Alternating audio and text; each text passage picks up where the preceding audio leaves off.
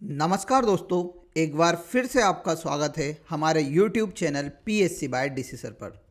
दोस्तों, आप सभी को पता है हम MPPSC की यूनिट 2 को कवर कर रहे हैं, जिसमें हम मध्य प्रदेश के इतिहास, संस्कृति और साहित्य को बहुत अच्छे से पढ़ रहे हैं।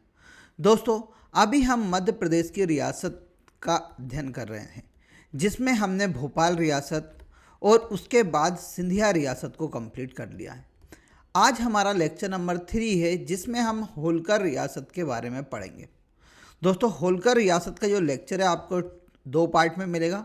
आज हम तुकोजी राव होलकर तक पढ़ेंगे, उसके बाद कल तुकोजी राव होलकर से 1948 तक या वर्तमान में कौन राजा है उन सभी की हम बात करने वाले हैं। ठीक है, तो इस सीरीज को आप कंटिन्यू देखते रहिए। जो भी व्यक्ति इस सीरीज को देख रहा है, यकीन मानिएगा उसे ज़रूर फ़ायदा मिल रहा होगा। उसने टेस्ट सीरीज लगाई होगी, तो आपको पता है यूनिट 2 में मध्य प्रदेश का इतिहास है, कला, संस्कृति है। अब मैंने आपको पूरा पढ़ा दिया है, उसके बाद आप एक बार लगा के देखिएगा, आपको पूरे आंसर बनेंगे। ठीक है, तो कोशिश कीजिए कि हम एक बार ये सीरीज को पढ़ लें पूरा, और उसके बाद यूनिट 2 को एक बार हम प्रैक्टिस करें। और यूनिट 2 की प्रैक्टिस आपको होगी MPPSC प्रीलिम्स की टेस्ट सीरीज से। यहाँ पर हमने यूनिट 2 के आपको 5 टेस्ट यानी कुल 500 क्वेश्चंस दिए हैं। उन 500 क्वेश्चन को एक बार लगा के देखिए, कभी कुछ एक्स्ट्रा फैक्ट मिलता है तो जो मैंने पढ़ाया है उसमें आप नोट डाउन कर लीजिए। बाकी 99% वहीं से आपको मिलने वाला है। आज हमारा लेक्चर नंबर 22 है, जिसमें हम होलकर रियासत को स्टार्ट करेंगे। तो दोस्तों, आप सभी को पता है प्रीलिम्स के सिलेबस में मध्य प्रदेश के इतिहास की महत्वपूर्ण घटनाएं और प्रमुख राजवंश है। वही मेंस में हमें पेपर 1 की यूनिट 5 पार्ट ए में जो यूनिट 5 है, वहाँ पर मध्य प्रदेश की रियासत है, उस वाले टॉपिक को पूरा कंप्लीट करने का मौका मिल रहा है। मैं आपको प्रश्न देता हूं, आप कोशिश कीजिए कि उनको लिख लें, और मेरे नंबर 8818867858 पर आप मेरे को सेंड कर सकते हैं। आप इस नंबर पे मुझे सेंड करेंगे तो मैं एक बार उसे देखकर आपको बताऊंगा या आपका एनालिसिस कर सकता हूं कि आपको और क्या लिखना है। ठीक है, तो आइए स्टार्ट करते हैं होलकर राजवंश को। देखिए, सबसे पहले हम होलकर राजवंश के परिचय की बात कर लेते हैं, क्योंकि परिचय से भी एक ना एक प्रश्न बन जाता है। देखिए, हम होलकर राजघराने की बात करते हैं तो होलकर राजघराना मुख्य रूप से धनगर मूल वंश से संबंधित है, यानी धनगर वंश से संबंधित है। ठीक है, यहाँ मेनली महाराष्ट्र राज्य के होल गांव के रहने वाले थे। कहाँ के रहने वाले थे? होल गांव के रहने वाले थे, इस कारण इन्हें होलकर कहा जाता है। याद रखिएगा, कहाँ के रहने वाले थे? ये भी मराठा हैं और महाराष्ट्र के होल गांव के रहने वाले हैं, इस कारण इन्हें होलकर कहा जाता है। देखिए, इन्हें 1728 में इंदौर वाला क्षेत्र सौंपा गया था। जैसे मैंने कल बताया था कि राणोजी सिंधिया एक सैनिक थे। कहाँ पर? मराठा साम्राज्य में। तो उनको उज्जैन वाला क्षेत्र दे दिया था प्रशासन संभालने के लिए। उसी प्रकार 1728 में होलकरों को इंदौर वाला क्षेत्र प्रशासन के लिए दिया गया था। यहाँ पर 1732 में मल्हार राव होलकर द्वारा होलकर रियासत की स्थापना की जाती है। याद रखिएगा, होलकर रियासत की स्थापना 1732 में मल्हार राव होलकर के द्वारा की जाती है। फिर हम बात करते हैं भारतीय संघ में इसका विलय कब हुआ था? 16 जून 1948 को। यहाँ मध्य प्रदेश का पार्ट बी का हिस्सा बनती है। पार्ट बी, जिसका नाम था मध्य भारत, आप सभी को पता होगा मध्य भारत नाम था, उसका यह हिस्सा बनती है। इसकी प्रारंभिक राजधानी आप सभी को याद रखना है, राजवाड़ा इंदौर थी। उसके बाद अन्य राजधानी हुई महेश्वर और उसके बाद हुई भानपुर। इस प्रकार यहाँ की 3 राजधानियाँ रही हैं। इसके संस्थापक है मल्हार राव होलकर और आखिरी शासक है यशवंत राव होलकर। ठीक है, याद रखिएगा। अब देखिए क्या होता है, 1717 में औरंगजेब की मृत्यु हो जाती है। मैंने कहानी बताई थी पृष्ठभूमि में, जिसके बाद मराठा साम्राज्य का विस्तार होना स्टार्ट होता है और मराठा साम्राज्य दक्कन क्षेत्र से बढ़ते हुए विंध्यन क्षेत्र की ओर बढ़ती है और यमुना के तट तक ये क्या कर लेते हैं, अपना राजपाट का विस्तार कर लेते हैं। ठीक है, तो इसी प्रकार मराठा साम्राज्य बढ़ता है। तो इंदौर वाला क्षेत्र यहाँ पर होलकरों को दिया जाता है। उज्जैन वाला क्षेत्र आप सभी को पता है कि सिंधियाओं को दिया जाता है। ये कल मैंने आपको बताया था। अब देखिए, आगे हम बात करते हैं सबसे पहले संस्थापक सदस्य मल्हार राव होलकर की। मल्हार राव होलकर के बारे में हम पढ़ेंगे कि सामान्य जानकारी, उनकी सांस्कृतिक और राजनीतिक उपलब्धियाँ। क्योंकि आपके पेपर में एक बार आया हुआ है कि मल्हार राव की सांस्कृतिक और राजनीतिक उपलब्धियों का विवरण कीजिए। ये आया हुआ है, आपको याद रखना है, 7 नंबर में आ सकता है, तो अपन को तैयार रहना है। देखिए सामान्य जानकारी की बात करते हैं तो इनका जन्म 16 मार्च 1693 को होल गांव में हुआ था। होल गांव कहाँ पर? महाराष्ट्र। इनके पिताजी का नाम था खांडू जी होलकर। अब देखिए पहले ये कहाँ पर कार्य करते थे, तो मल्हार राव होलकर मेनली जो होल गांव के व्यक्ति थे वह सैनिक सेवाएं प्रदान करते थे। क्या प्रदान करते थे? सैनिक सेवाएं प्रदान करते थे विभिन्न राज्य घरानों में। तो सबसे पहले 1715 से लेकर 1720 तक ये खानदेश वाला क्षेत्र, यानी खानदेश वाला क्षेत्र हमारा जो आज बुरहानपुर है उस क्षेत्र को बोलते हैं, वहाँ पर कदम बांदे नामक एक सैनिक थे, उनके अधीन सैनिक के रूप में कार्य करते थे। ठीक है, सूबेदार थे कदम बांदे, उनके अंतर्गत एक सैनिक के रूप में काम करते थे। 1721 में ये उस टाइम बाजीराव पेशवा, जब वहाँ के पेशवा बनते हैं अपने मराठा क्षेत्र के या मराठा साम्राज्य के, तो उनके दौरान वहाँ पर सिपाही के तौर पर क्या होते हैं? पदस्थ होते हैं। उसके बाद इनकी बहादुरी को देखते हुए 1725 में इन्हें पेशवा सेना में सूबेदार नियुक्त कर दिया जाता है। क्या बना दिया जाता है? सूबेदार नियुक्त कर दिया जाता है। फिर धीरे धीरे देखिए मराठाओं का विस्तार होता रहता है उत्तर दिशा में। तो 1732 में इन्हें मेनली इंदौर वाला क्षेत्र दिया जाता है। 1732 से पहले तो ये होलकर रियासत की स्थापना करते हैं 1732 में। ठीक है, 1730 में आप सभी को पता है मल्हार राव होलकर को 74 परगनों के साथ मालवा की सरजमी प्रदान की गई थी। 1732 में उन्हें औपचारिक दस्तावेज सौंप दिए जाते हैं, जिसमें सिंधिया, होलकर, पवार 3 सरदारों के मध्य वहाँ पर विभाजन कर दिया जाता है। पवार आप सभी को पता है कि मध्य प्रदेश के देवास वाले क्षेत्र में थे। देवास में पवार को छोड़ता है, इंदौर किसको देते हैं? होलकर को, और सिंधिया को दिया जाता है उज्जैन। तो ये मालवा क्षेत्र में 3 मराठे परगने रहा करते थे पहले। आज की डेट में होलकर इंदौर, पवार देवास में आज भी हैं, और सिंधिया ग्वालियर तरफ शिफ्ट हो गए थे। ठीक है, फिर मल्हार राव होलकर बहुत भैया शक्तिशाली थे, इसलिए उन्हें मराठाओं के नियंत्रण का शिल्पी भी माना जाता है। अब देखिए इनकी उपलब्धियों की हम बात करते हैं तो सबसे पहले राजनीतिक उपलब्धियों की बात करेंगे। तो 1724 में इनके द्वारा सारंगपुर का युद्ध लड़ा गया था। सारंगपुर आज की डेट में आप सभी को पता है राजगढ़ में आता है। तो यहाँ पर मुगल सूबेदार गिरधर बहादुर, मुगल और मराठा के बीच में यह युद्ध था। तो मुगल की तरफ से सूबेदार थे गिरधर बहादुर और मराठा की तरफ से थे सूबेदार मल्हार राव होलकर जी।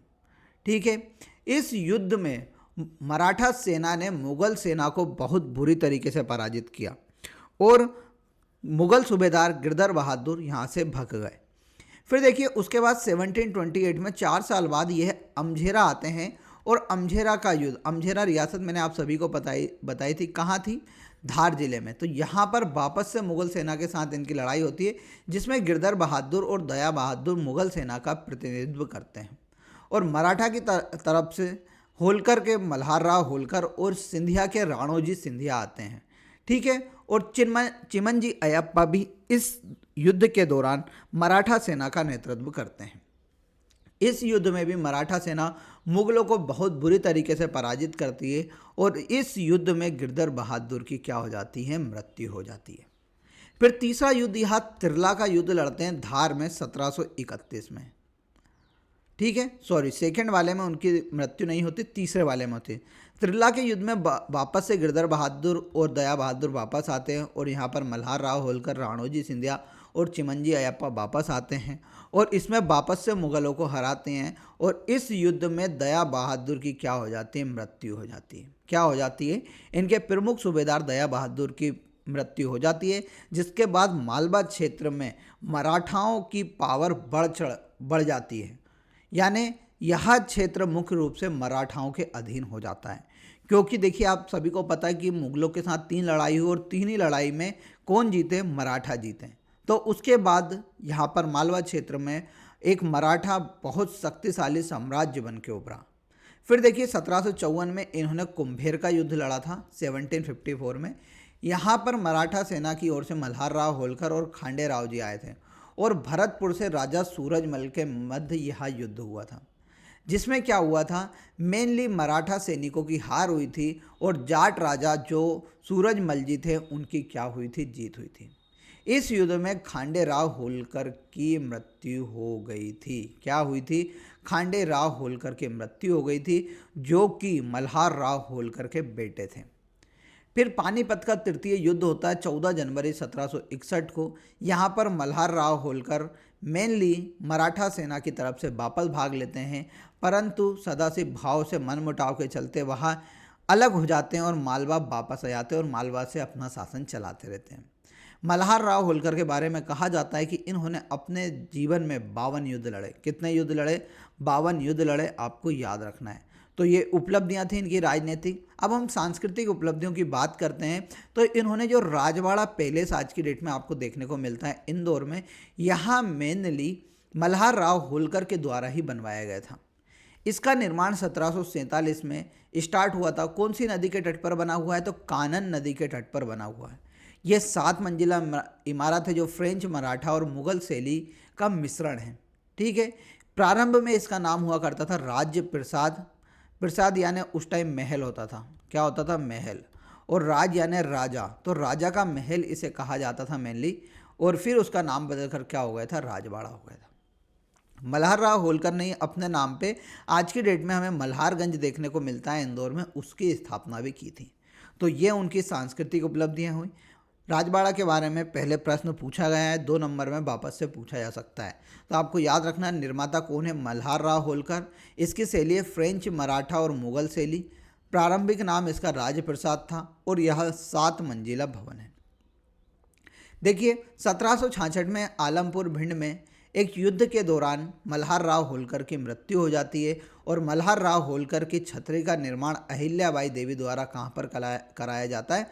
भिंड के आलमपुर में ही। आज की डेट में भी मल्हार राव होलकर की जो छतरी है वो कहाँ पर है? भिंड के आलमपुर में स्थित है। ठीक है। फिर देखिए उनके बाद इनके बेटे मेनली खांडे राव होलकर क्या बनते हैं? राजा बनाते हैं। ठीक है। अब खांडे राव की तो मृत्यु हो चुकी थी, पर हम खांडे राव की बात कर लेते हैं कि खांडे राव मेनली मल्हार राव होलकर और गोमती देवी के पुत्र थे। इनका विवाह अहिल्याबाई होलकर के साथ कराया जाता है 1733 में। इनके पुत्र का नाम माले राव रहता है, पुत्री का नाम मुक्ताबाई होलकर रहता है, परंतु 1754 में कुंभेर के युद्ध के दौरान खांडे राव की मृत्यु हो जाती है और अहिल्याबाई होलकर मेनली विधवा हो जाती हैं। अब एक सामने प्रश्न आता है कि माले राव होलकर के बाद किससे राज्यपाट सौंपा जाएगा? जैसे ही मल्हार राव की मृत्यु होती है तो जल्दी जल्दी में इनके पुत्र माले राव होलकर को क्या बना दिया जाता है? शासक बना दिया जाता है। और इनकी संरक्षिका किन्हें? अहिल्याबाई देवी को नियुक्त किया जाता है। परंतु 9 माह तक ये शासन करने के पश्चात इनके मस्तिष्क में ज्वर हो जाता है यानी बुखार चढ़ जाता है, जिसके कारण इनकी अल्पायु में ही मृत्यु हो जाती है। अब यहाँ पर वापस होलकरों के ऊपर एक बड़ा प्रश्न चिन्ह उड़ जाता है कि अब राजा कौन? तो उसके बाद मल्हार राव होलकर ने बोला था कि जब भी कभी संकट की घड़ी आए तो अहिल्याबाई आपको आके होलकर साम्राज्य को संभालना है। तो यहाँ पर वही होता है कि जो हमारी देवी अहिल्याबाई हैं वो क्या बनती हैं? शासिका बनती हैं। अब अहिल्याबाई की उपलब्धियां पढ़ने से पहले मैं आपको MPPSC प्रीलिम्स टेस्ट सीरीज के बारे में बताना चाहूँगा कि कुल 75 टेस्ट हैं, 25 FLT हैं, 50 यूनिट वाइज हैं और आप एक टेस्ट को 5 से 6 बार जितना आपका मन हो उतनी बार दे सकते हैं। इसको ज्वाइन करने के लिए हमारी application PSC by DC sir को डाउनलोड कर लीजिए। अभी भी यहाँ मात्र 350 में मिलना स्टार्ट हुई है और इसकी PDF आपको फ्री ऑफ कॉस्ट प्रोवाइड हम करा रहे हैं। तो आप कोशिश कीजिए कि इसे परचेज जरूर कर लें। इसे आपने एक बार परचेज कर लिया तो यकीन मानिएगा दोस्तों कि आपका सिलेक्शन कोई भी नहीं रोक पाएगा। मैं तो यही कहूँगा, देखिए क्योंकि यूनिट 2 में पढ़ा रहा हूँ, उसको आपने पढ़ लिया है बहुत सारे पार्ट, तो आप जाकर प्रश्न लगा के देखिए। कुछ नहीं बनता है तो मेरे नंबर पर मैसेज करके आप पूछ सकते हैं। साथ में आपको कुछ भी डाउट आता है तो मेरे नंबर 8818867858 पर आप कॉल कर मुझसे किसी भी प्रकार की जानकारी पूछ सकते हैं। तो इस टेस्ट सीरीज को भूलना, ज्वाइन करना बिल्कुल ना भूलिएगा। PSC बाय DC सर की एप्लीकेशन डाउनलोड कर लीजिए और इस टेस्ट सीरीज को जरूर ज्वाइन कर लीजिएगा। अब देखिए अगली शासिका बनती है माता अहिल्याबाई होलकर। इनके बारे में हम सामान्य जानकारी, इनकी राजनीतिक उपलब्धियां, आर्थिक उपलब्धियां और सांस्कृतिक उपलब्धियों को पढ़ के पढ़ेंगे। यहाँ पर प्रश्न आता है कि माता अहिल्याबाई होलकर का होलकर राजघराने में दिए गए, या ऐसा आता है माता अहिल्याबाई होलकर की प्रमुख उपलब्धियों को लिखिए। ठीक है, तो इनकी सामान्य जानकारी हम देखते हैं कि इनका गांव चोंडी गांव था, अहमदनगर जिले में, महाराष्ट्र में 1725 में होता है। 8 वर्ष की आयु में ही खांडे राव से इनका विवाह कर दिया जाता है। ठीक है, और यह अपनी राजधानी राजवाड़ा से महेशवर स्थानांतरित करती नर्मदा नदी के तट पर।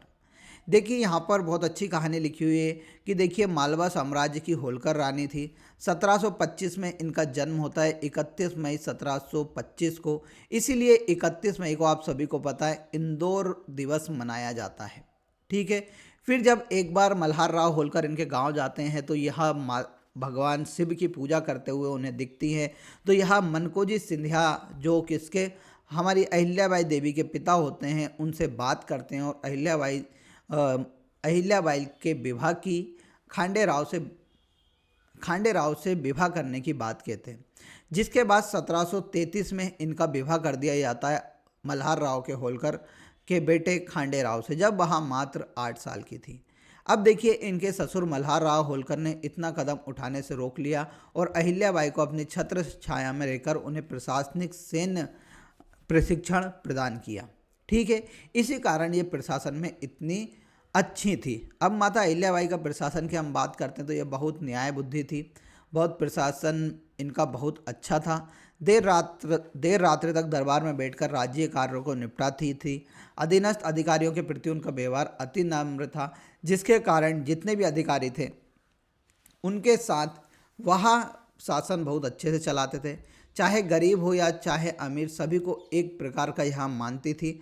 हमेशा लोगों से यहाँ शांतिपूर्ण और व्यवहारिक रूप से ही बात करती थी और सभी को साथ में बैठकर यहाँ कोई निर्णय लेती थी। और इन्होंने बोला था कि मैं कोई भी निर्णय लूँगी तो वह सत्य के साथ ही लूँगी।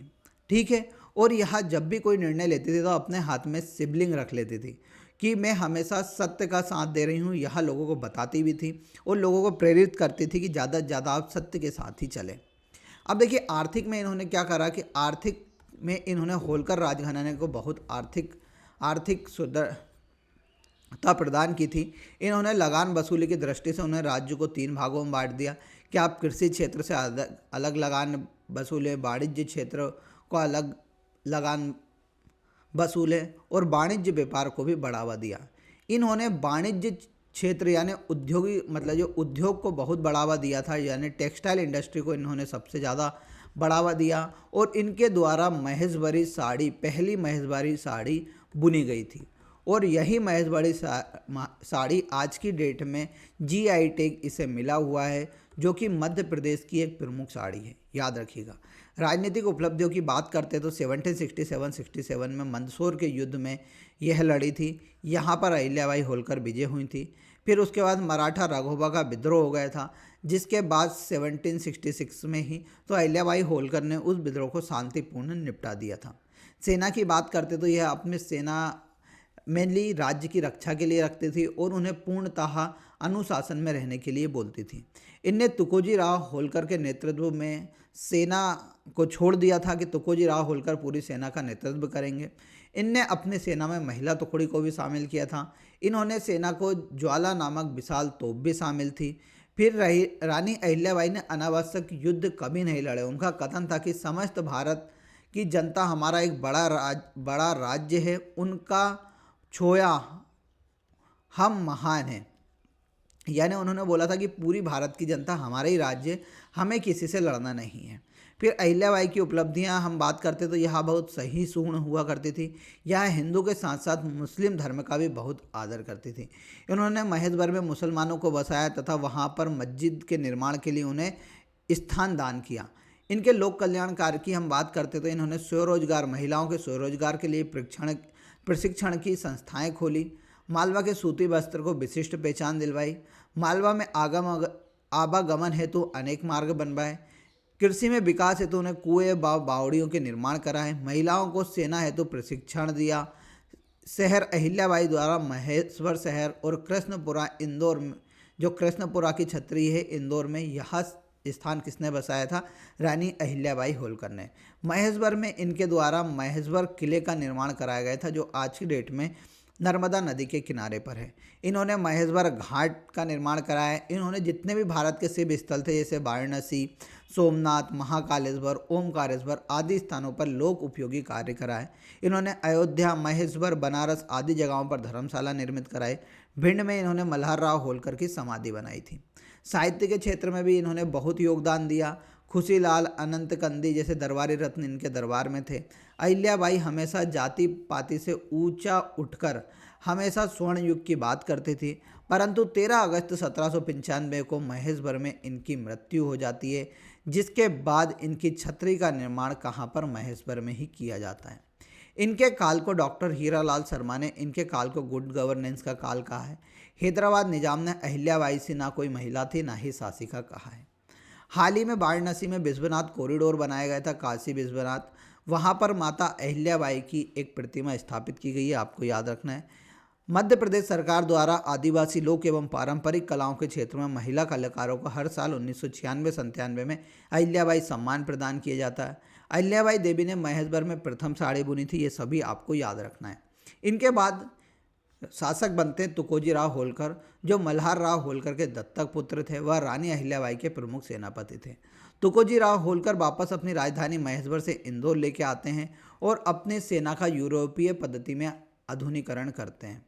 प्रथम आंग्ल मराठा युद्ध में तुकोजी राव होलकर क्या लेते हैं, भाग लेते हैं। तुकोजी राव होलकर के पुत्र होते हैं काशीराव होलकर और यशवंत राव होलकर। कल के लेक्चर में हम बात करेंगे तुकोजी राव होलकर की मृत्यु के बाद कौन शासक बने। तब तक के लिए आप मेरे कुछ प्रश्नों का जवाब देके जाइएगा कि सारंगपुर मध्य प्रदेश के किस जिले में स्थित है। यह आंसर आपको आज कमेंट बॉक्स में देना है। कल हम इसका सेकंड पार्ट लेकर आएंगे, मिलेंगे उसमें। तब तक के लिए जय हिंद, जय भारत।